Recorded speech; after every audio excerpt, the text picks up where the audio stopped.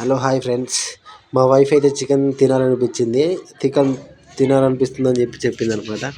అందు గురించి అని చెప్పి నేను చికెన్ తీసుకొచ్చి ప్రిపరేషన్ చేస్తున్నాను. ఇదిగో ఫస్ట్ అయితే ఇట్లా ఆయిల్ పోసుకున్న తర్వాత పచ్చిమిర్చి ఉల్లిపాయలు కోసుకొని కట్ చేసుకుని దాంట్లో వేసి టమాటాలు కూడా వేసుకున్నాం అన్నమాట. దాని గురించి టమాటాలు వేసుకున్న తర్వాత కాసేపు అట్లా తిప్పుతూ ఉండాలి.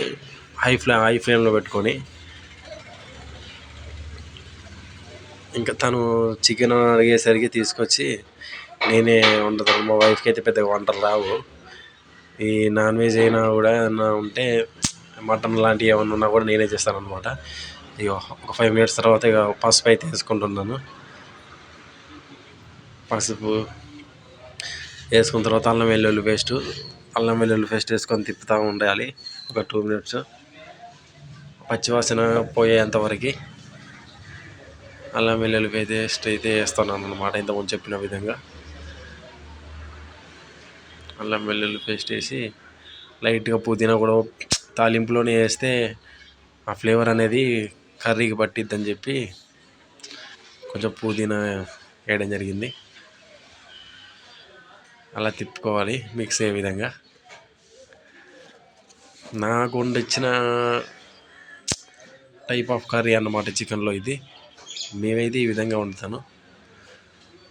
ఫస్టే తీసుకొని కడిగి పెట్టుకున్న చికెన్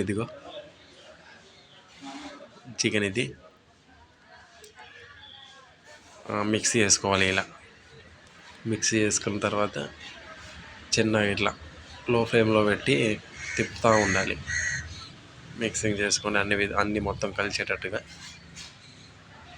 మూత పెట్టేయాలి ఫస్ట్ ఒక 5 minutes. చికెన్ వేసిన వెంటనే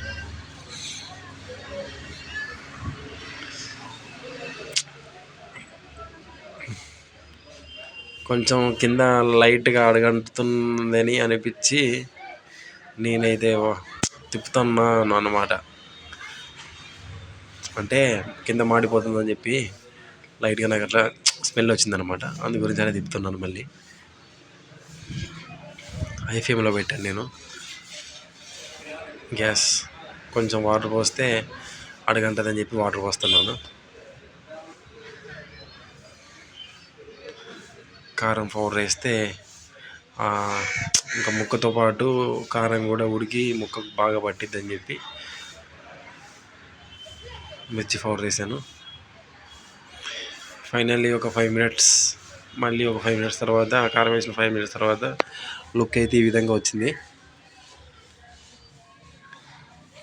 అంటే కొంచెం చారుగా తినాలనిపించింది అని చెప్పి అలా పెట్టాను. అది డ్రై అయ్యిద్ది, మొత్తం ఇంకిపోయింది అనమాట. కొత్తిమీర మన స్టైల్లో అలా పైన చల్లేసా ఇప్పుడే.